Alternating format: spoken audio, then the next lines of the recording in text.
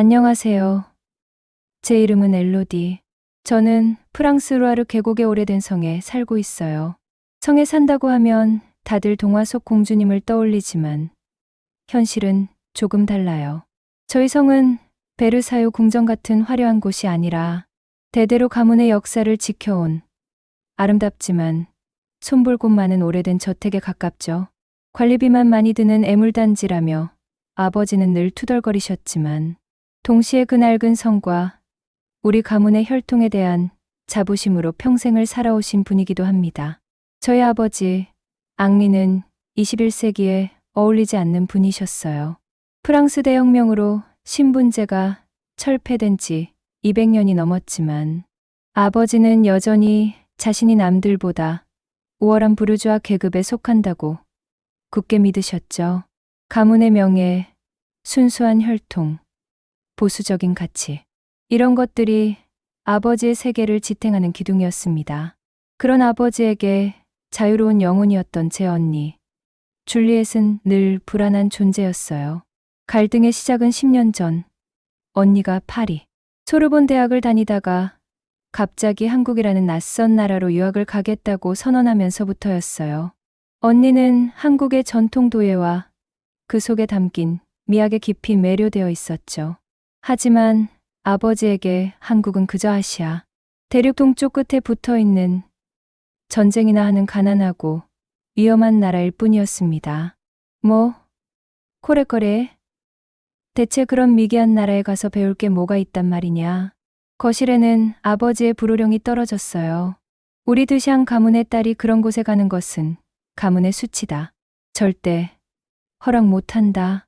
언니는 물러서지 않았어요. 아버지, 지금 시대가 어느 때인데요. 아버지가 생각하는 한국은 60년 전 모습이에요. 지금 한국은 세계에서 가장 역동적이고 매력적인 문화를 가진 곳이라고요. 두 사람의 격렬한 싸움은 며칠 밤낮으로 이어졌고 언니는 결국 단식 투쟁까지 벌이며 자신의 뜻을 굽히지 않았죠. 결국 자식 이기는 부모 없다고 아버지는 마지못해 언니의 유학을 허락했습니다. 하지만 그 허락은 축복이 아닌 경고에 가까웠어요. 가서 내 눈으로 직접 보고 후회하거라. 하지만 그곳에서 어떤 문제도 일으켜서는 안 된다. 그렇게 언니는 서울로 떠났고 저는 언니가 보내주는 이메일을 통해 그녀의 소식을 간간히 접할 수 있었어요. 언니는 그곳에서 정말 행복해 보였죠. 훌륭한 스승 밑에서 도예를 배우고 새로운 친구들을 사귀며 자신의 꿈을 펼쳐나가고 있었어요. 그리고 2년 뒤 언니는 잠시 프랑스로 돌아왔습니다. 혼자가 아니었어요. 그녀의 곁에는 지훈이라는 이름의 선량하고 훤칠한 한국인 남자가 함께 있었습니다. 두 사람은 서로를 사랑하는 것이 분명해 보였고 결혼을 약속한 사이라고 했죠. 그날 저희 집 성에는 정말로 폭풍이 몰아쳤습니다. 아버지는 형부 지훈 씨를 문전박대하셨어요. 감히 어떤 근본도 모르는 동양인 녀석을 데리고 와. 내 눈에 흙이 들어가기 전까지 이 결혼은 절대 안 된다. 아버지는 지훈 씨 면전에서 모욕적인 말을 쏟아냈고 언니에게는 선택을 강요했습니다. 저 남자와 함께 한국으로 돌아가는 순간 너는 더 이상 내 딸이 아니다. 유산도 가문도 그리고 이 아비도 모두 없는 셈 쳐라. 언니는 눈물을 흘리며 아버지께 애원했지만 아버지의 결심은 바위처럼 단단했어요. 결국 언니는 사랑을 택했습니다. 그녀는 울면서 제 손을 잡고 말했죠. 엘로디, 아버지를 부탁해. 언젠가는 이해해 주실 거야. 그리고 그녀는 지훈 씨와 함께 다시는 돌아오지 않을 사람처럼 한국으로 떠나버렸습니다. 그 후로 10년, 아버지와 언니는 단 한 번도 서로에게 연락하지 않았어요. 집 안에서 줄리엣이라는 이름은 금기어가 되어버렸죠. 그러던 작년 가을, 늘 강철처럼 단단해 보였던 아버지께서 갑자기 쓰러지셨어요. 병원의 진단은 대장암 말기. 의사는 아버지에게 남은 시간이 길어야 1년이라고 했습니다. 죽음의 그림자는 완고했던 아버지의 자존심마저 서서히 꺾어 놓았어요. 앙상하게 마른 채 병상에 누워 계시던 어느 날 밤, 아버지는 처음으로 제게 언니의 안부를 물으셨습니다. 그리고 떨리는 목소리로 평생의 후회가 담긴 한마디를 내뱉으셨죠. 엘로디, 내가 죽기 전에 줄리엣이 어떻게 사는지 내 눈으로 한번 봐야겠다. 내가 어리석었다. 10년 만에 처음으로 듣는 아버지의 진심이었습니다. 저는 그 길로 언니에게 전화를 걸었고, 소화기 너머의 언니는 아버지의 소식에 한참 동안 말을 잇지 못하고 울기만 했어요. 그렇게 아버지와 저, 그리고 언니의 10년간 멈춰있던 시간이 다시 흐르기 시작했습니다. 아버지의 생애 마지막이 될지도 모를 아주 특별한 여행이 그렇게 준비되고 있었습니다. 아버지의 마지막 여행이 결정된 후, 저희 집의 시간은 이전과 다르게 흐르기 시작했어요.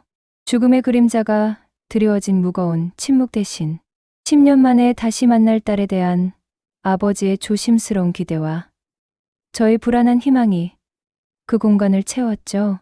물론 그 과정이 순탄하지만은 않았습니다.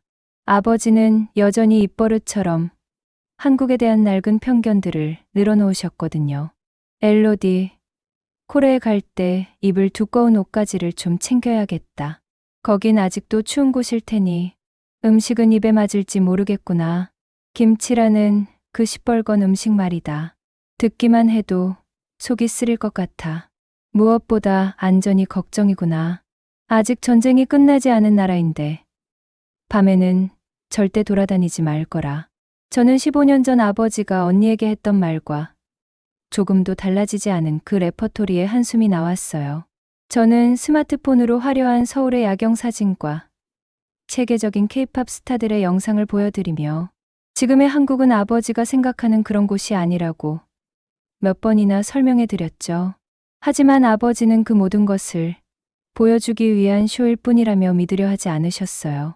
그의 머릿속 한국은 6.25 전쟁 직후의 잿더미 속에서 멈춰 있는 듯 했습니다. 어쩌면 그것은 언니의 선택을 부정하기 위한 아버지의 마지막 자존심이었을지도 모릅니다. 여행 준비는 쉽지 않았어요. 암 말기 환자인 아버지를 모시고 12시간이 넘는 장거리 비행을 하는 것은 그 자체로 큰 모험이었죠. 저는 주치의와 몇 번이나 상담하며 비상 상황에 대비한 약품과 대처법을 꼼꼼하게 챙겼습니다. 아버지는 겉으로는 덤덤한 척하셨지만 잠 못 이루시는 밤이 늘어가는 것을 저는 알고 있었어요.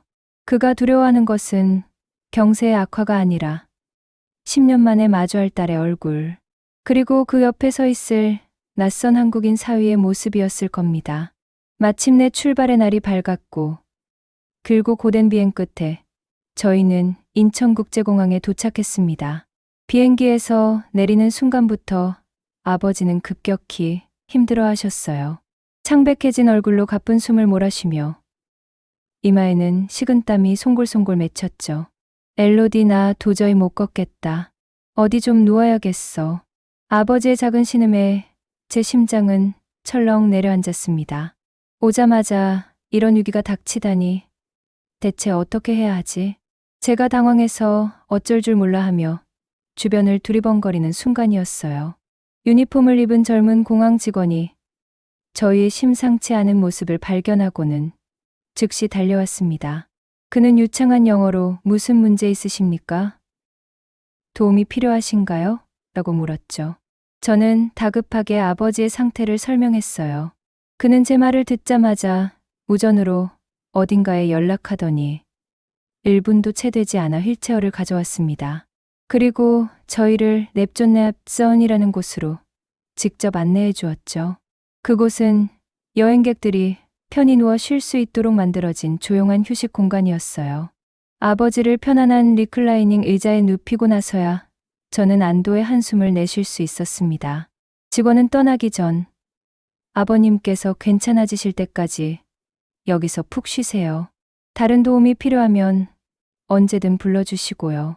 라며 따뜻한 미소까지 잊지 않았죠. 저는 공항의 놀라운 시설과 직원의 빠르고 세심한 대처에 깊은 인상을 받았습니다. 아버지는 아무 말 없이 눈을 감고 있었지만 그의 굳었던 표정이 조금은 누그러진 것을 저는 볼 수 있었어요. 1시간쯤 지났을까. 아버지는 기력을 조금 회복하셨고 저희는 입국장으로 향했습니다. 저 멀리 수많은 인파 속에서 애타게 저희를 찾고 있는 언니의 모습이 보였어요. 그리고 그 옆에는 사진으로만 보았던 형부 지훈 씨가 서 있었죠. 아빠, 언니는 아버지를 보자마자 달려와 말아 껴안으며 아이처럼 울음을 터뜨렸습니다. 10년이라는 세월이 무색하게 두 사람은 서로를 원망했던 시간만큼이나 깊이 그리워하고 있었던 게 분명했어요. 아버지는 앙상한 손으로 언니의 등을 토닥이며 왔구나, 내 딸하고는 말을 잇지 못하셨죠. 그 모습을 보는 제 눈에서도 뜨거운 눈물이 흘러내렸습니다. 한참을 그렇게 서로를 확인하던 아버지의 시선이 언니 뒤에 서서 어쩔 줄 몰라 하는 형부에게로 향했습니다. 형부는 잔뜩 긴장한 얼굴로 다가와 아버지 앞에서 90도로 허리를 깊이 숙였습니다. 그리고는 서툴지만 한자 한자 정성껏 준비한 프랑스어로 말했죠. 처음 뵙겠습니다, 아버님. 저는 줄리엣의 남편, 박지훈입니다. 그동안 마음 아프게 해드려 정말 죄송합니다. 그 진심 어린 사과에 아버지는 예상외로 아무런 말도 하지 않으셨어요. 그저 묵묵히 형부의 얼굴을 쳐다볼 뿐이었죠. 그 침묵이 얼마나 흘렀을까. 아버지는 형부를 향해 손을 내미셨고 형부는 조심스럽게 그 손을 맞잡았습니다. 그것이 아버지가 사위를 받아들이는 그만의 방식이었습니다. 공항 밖에는 저희를 위해 미리 준비된 검은색 리무진 밴이 대기하고 있었어요.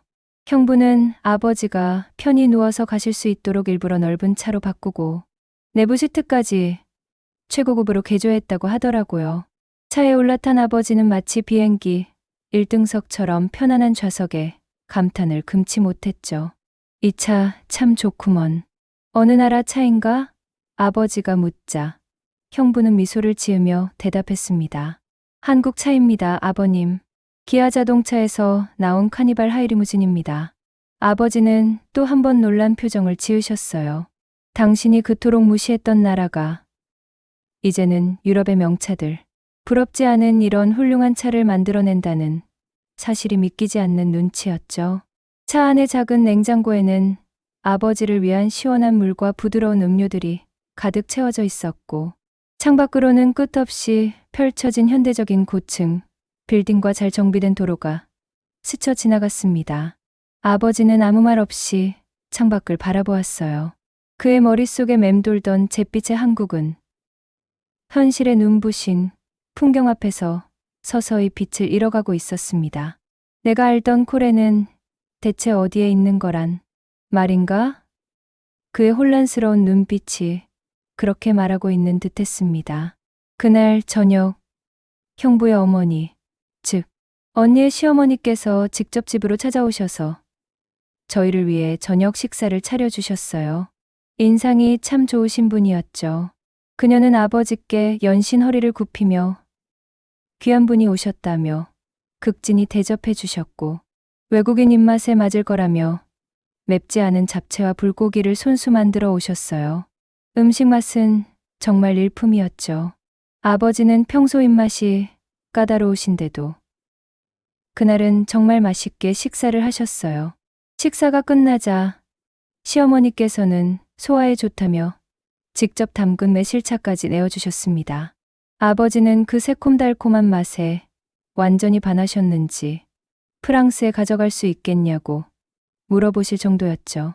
아버지를 대하는 형부 가족의 따뜻하고 진심 어린 태도에 저는 물론이고 아버지의 마음도 조금씩 열리고 있었어요. 하지만 10년간 쌓인 앙금과 편견이 그렇게 쉽게 사라지지는 않았죠. 다음 날 언니는 아버지가 가장 좋아하셨던 장소 중 하나인 바다를 보여드리고 싶다며 다 함께 속초로 여행을 가자고 제안했어요. 서울에서 속초로 향하는 차 안에서 형부는 저희를 위해 또 하나의 놀라운 선물을 준비해 놓았더군요. 차량 뒷좌석에 설치된 모니터가 갑자기 켜지더니 언니의 어린 시절 사진과 영상들이 흘러나오기 시작했어요.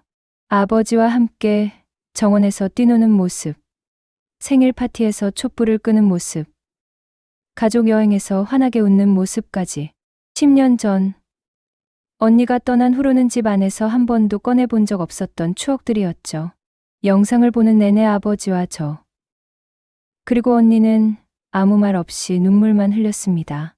아버지는 우리 큰딸, 저 때 참 예뻤는데 하시며 연신 감탄하셨고, 영상이 끝나자 형부의 두 손을 꼭 잡으셨어요. 고맙네, 지훈군. 자네 같은 사람이라면 우리 줄리엣을 믿고 맡길 수 있겠네. 그동안 내가 오해해서 정말 미안했네. 10년 만에 아버지가 처음으로 형부를 사위로 인정하고 사과하신 순간이었습니다. 형부는 아버지를 위해 몇 날 며칠을 밤새워 이 영상을 만들었다고 하더군요. 저는 이렇게 속 깊고 든든한 형부가 곁에 있는 언니가 너무나 부러웠어요. 차 안에는 언니가 어릴 적 좋아했던 샹송이 흘러나왔고, 저희는 오랜만에 다 함께 그 노래를 따라 부르며 즐겁게 목적지로 향했습니다.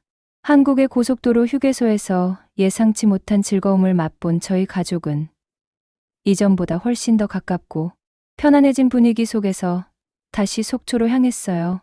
차창 밖으로 동해의 푸른 바다가 보이기 시작하자 아버지는 어린아이처럼 창가에 기대어 바다다, 정말 아름답구나 하시며 감탄을 금치 못하셨죠. 10년간 딸을 향한 그리움과 원망으로 굳게 닫혀 있던 아버지의 마음이 한국이라는 낯선 땅에서의 새로운 경험들을 통해 조금씩 녹아내리고 있었습니다.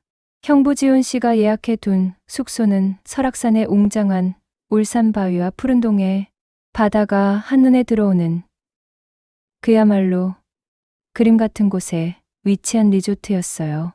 아버지를 위해 특별히 준비한 1층 테라스 객실에서는 파도 소리가 자장가처럼 들려왔죠. 아버지는 테라스 의자에 앉아 한참 동안 말없이 바다를 바라보셨어요. 그의 어깨는 경마로 인해 앙상해져 있었지만 그 뒷모습에서는 아주 오랜만에 평온함이 느껴졌습니다. 그날 저녁, 형부는 아버지가 가장 좋아하시는 굴 요리를 대접하겠다며 저희를 속초의 한 해산물 식당으로 안내했어요. 프랑스 귀족의 입맛을 자부하며 늘 미식가 행세를 하던 아버지였지만 한국의 싱싱한 해산물 앞에서는 무장해제되셨죠. 특히 갓 잡은 굴에 새콤달콤한 한국식 초장을 찍어 드시더니 이런 맛은 난생 처음이야, 아주 훌륭하구나 라며 극찬을 아끼지 않으셨습니다. 식사 시간 내내 아버지는 이제 형부에게 스스럼 없이 질문을 던지기 시작했어요. 그의 직업은 무엇인지, 부모님은 어떤 분들이신지, 그리고 언니와는 어떻게 만나 사랑에 빠지게 되었는지. 그것은 더 이상 사위를 시험하는 듯한 날카로운 질문이 아니었어요. 한 사람의 인생에 대한 순수한 호기심과 존중이 담긴 질문이었죠. 형부는 존경심을 담아 하지만 솔직하고 담담하게 자신의 이야기를 풀어나갔습니다. 그의 이야기를 듣는 아버지의 표정은 점점 더 부드러워졌어요. 그는 비로소 깨닫고 있는 듯했습니다. 자신의 딸이 선택한 남자가 비록 국적과 피부색은 달라도 얼마나 성실하고 책임감 있으며 따뜻한 마음을 가진 사람인지를요. 식사를 마치고 저희는 저녁 바닷가를 산책했어요. 해 질녘 노을이 하늘과 바다를 온통 붉게 물들이고 있었죠. 아버지와 언니는 저희보다 조금 앞서 손을 꼭 잡고 천천히 백사장을 걸었습니다. 형부와 저는 두 분께 오롯이 두 사람만의 시간을 드리기 위해 조금 떨어져서 그 뒤를 따랐죠. 아버지, 죄송했어요. 그때는 제가 너무 어렸고 아버지 마음을 헤아리지 못했어요. 언니의 목소리가 바람결에 실려 희미하게 들려왔어요. 아버지는 걸음을 멈추고 언니를 마주 보셨습니다. 그리고는 앙상한 손으로 딸의 얼굴을 부드럽게 쓰다듬으셨죠. 아니다, 줄리엣. 내가 미안했다.